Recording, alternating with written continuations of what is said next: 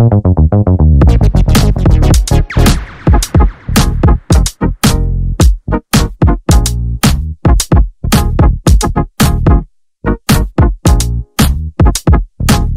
Sumpah Pemuda pada tanggal 28 Oktober merupakan suatu momen yang bisa kita jadikan sebagai tema kajian yang cukup menarik ya. Ya, ini tentunya akan bersinggungan dengan hal regenerasi ya, penerus ya. Pemuda sebagai sang penerus. Penerusnya ya bisa macam-macam, penerus orang tuanya, keluarga, ya, bangsa dan negara. Ya.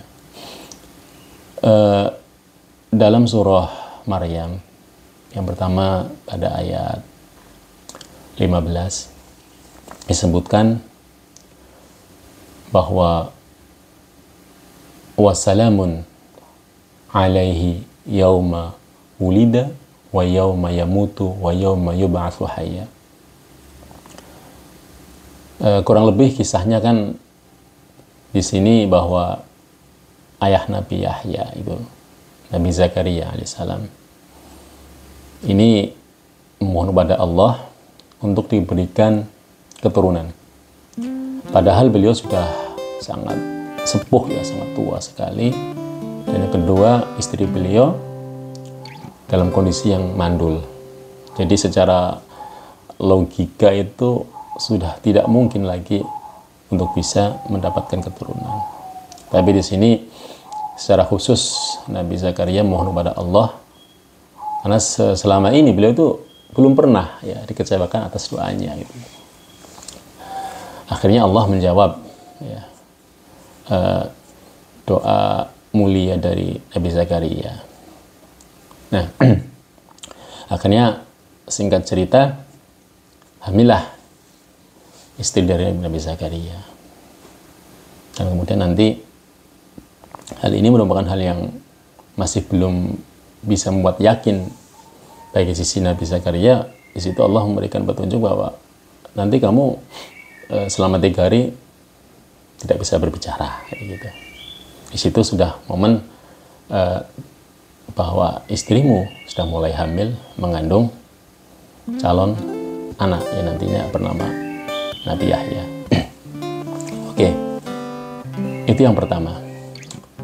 Yang kedua nanti dalam ayat berikutnya, ayat 33, itu juga disebutkan ayat yang mirip dengan pernyataan ya Allah ya, penjaminan Allah terhadap calon anak si Yahya tadi itu.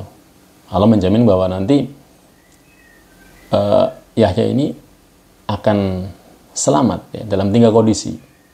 Pada saat lahirnya diberi keselamatan, dalam hidupnya selamat ya. Kemudian nanti pada saat wafatnya pun selamat, berarti husnul khotimah. Dan juga nanti pada hari kebangkitannya pun akan diselamatkan oleh Allah dalam keadaan yang baik selalu ya. Oke, itu pernyataan dari Allah untuk menjamin tentang sesuatu yang sebagai tanda ya kebesaran Allah yang diberikan kepada Nabi Zakaria. Dalam ayat yang berikutnya, ayat 33 juga ada mirip-miripnya ini ya. Kalau ini langsung disampaikan oleh Nabi Isa ya, bahwa Nabi Isa sendiri kan juga beliau lahir dalam kondisi yang tidak pada umumnya, karena ibu beliau ya, Siti Maryam ini mengandung tapi tidak ada suami, tidak ada bapaknya dari Nabi Isa. Allah langsung memberikan kemuliaan ya, tanpa beliau itu menikah, ada suami, bisa hamil ya, gitu loh. Nah, akhirnya ketika lahirnya si anak Isa ini, di situ yang menjadi persaksian Isa sendiri itu ya, dia langsung menyampaikan bahwa saya ini adalah seorang utusan yang menjadi tanda kebesaran dari Allah Subhanahu wa taala. Dan beliau berdoa dalam ayat ketiga, wassalamu alayya yauma wulidtu wa yauma amutu wa yauma ub'atsu hayya. Jadi mungkin ini sama dengan mengcopy paste ya, nyontoh dari sebelumnya ya, bahwa Nabi Yahya sendiri dijamin seperti itu oleh Allah. Maka Nabi saya juga berdoa bahwa semoga Allah memberikan keselamatan bagi saya ya pada saat lahirnya saya ya, kemudian pada saat meninggalnya saya, dan juga nanti pada hari kebangkitan saya ini juga diselamatkan oleh. Baik, hal ini yang perlu kita garis bawahi, ada beberapa pesan-pesan moral yang menarik ya sebagai kita sang generasi ya. Yang pertama, ada saat atau momen sebelum lahir dan sudah lahir. Sebelum lahir, di sini peran orang tua adalah yang sangat utama. Walaupun toh nanti juga orang tua harus selalu mendampingi, mengawal setelah kelahiran si anak gitu loh. Nah, pada saat sebelum lahirnya seorang anak, di sini kan orang tua memohon pada Allah untuk diberikan atau dikaruniai seorang anak. Kemudian di situ orang tua untuk menguatkan doanya disertai dengan ya bahasanya itu kalau orang Jawa bilang tirakat ya, untuk menguatkan suatu permohonan ya, gitu loh. Kalau tadi Nabi Zakaria sendiri juga kan sama, puasanya adalah tidak ngomong selama 3 hari. Terus Siti Maryam juga begitu ya, beliau pada saat mengandung kemudian istilahnya harus puasa 1 hari ya istilahnya, dalam memenuhi harapannya agar dijamin keselamatan bagi sang anak, calon anaknya nanti itu begitu. Nah, itu yang pertama ya. Yang kedua, ini kan merupakan suatu hal-hal yang spesial ya, karena sang generasi, sang penerus ini merupakan suatu ya katakanlah kalau sebuah produk itu produk yang harus ditata, direncanakan sebaik mungkin, tidak asal-asalan ya. Makanya tadi itu persiapan secara rohani dari kedua orang tua itu dipersiapkan pada saat bayi ada di kandungan ya, secara doanya, kemudian secara nutrisi yang dipenuhi untuk ya mengkondisikan bahwa nanti bayi itu benar-benar sehat ya, dan menjadi generasi yang luar biasa kan begitu. Selanjutnya ketika bayi lahir, nah ini tadi kan ada tiga hal ya. Jadi pada saat wulida dilahirkan, kemudian yamutu ya, pada saat mati, dan juga yub'atsu pada saat dibangkitkan. Nah, saat yamutu dan yub'atsu ya, ketika wafat dan ketika dibangkitkan, ini semua akan tergantung dari yang pertama, yaitu pada saat wulida. Wulida merupakan momen kelahiran, dan ini merupakan awal dari suatu kehidupan yang mana ya bisa kita pahami bahwa kelahiran, kehidupan ya, lahir itu nanti adalah suatu kesempatan untuk bagaimana kita manusia itu berupaya menciptakan, berbuat ya, menghiasi kehidupan kita agar semanfaat mungkin, sebaik mungkin, agar menjadi suatu kenangan berikutnya kan begitu. Karena ketika kita sudah meninggal, kita wafat, nah amal kita pada saat hidup itulah yang nanti akan dikenang ya. Jadi ketika lahir hidup menyiapkan suatu kenangan yang indah ya, ketika wafat nanti kenangan waktu hidup itu yang akan dikenang ya selamanya. Nah, ini nanti akan melanjutkan kepada ya tadi yub'atsu, ketika pada saat hari dibangkitkan, di sana ada klarifikasi istilahnya ya, penyocokan ini ya antara rekaman dengan yang waktu nanti pada saat kita masih hidup itu gitu loh. Nah itu, nah hal yang perlu digarisbawahi bahwa regenerasi ini adalah suatu proses untuk menyiapkan keturunan ya. Nah, tadi kita sudah singgung bahwa momen yang sangat berharga itu terletak pada saat hidup, ya, masih hidup itu. Kesempatan untuk meng-create, ya, kesempatan untuk membuat suatu warna-warni kehidupan yang penuh dengan kemanfaatan dan keberkahan tentunya. Nah, di sini tetap orang tua memang berperan, ya. Parenting ya, ini pendamping orang tua tetap berperan. Apalagi ketika bayi masih dalam masa-masa golden age ya, masa-masa keemasan ya, masa-masa balita. Di sini ibu ya ataupun keluarga sebagai the first school ya, jadi sekolah pertama ya, atau madrasatul ula ya, itu adalah lingkungan keluarga ya. Nanti sang generasi ini, sang anak ini mau diarahkan kepada arah yang seperti apa, mau jadi apa ya, ini semua tergantung dari orang tuanya, tergantung dari keluarganya. Karena apa? Karena masa balita ini sebagai golden age itu memberikan fondasi awal ya, sebagai apa, blueprintnya ya, chipnya itu, ini mau diarahkan kemana itu. Nah ini kita orang tua harus memperhatikan itu ya. Nah kemudian selanjutnya dalam momen ini, momen Sumpah Pemuda, kalau kita kaitkan bahwa ini sangat tepat sekali ya.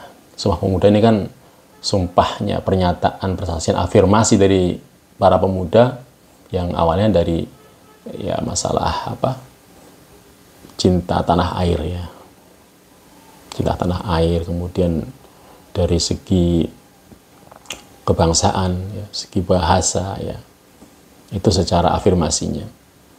Tapi kalau kita perhatikan, sebetulnya Sumpah Pemuda ini sudah kita awali ya jauh-jauh hari ya, pada saat kita belum lahir ya. Di mana itu? Yaitu di alam roh ya.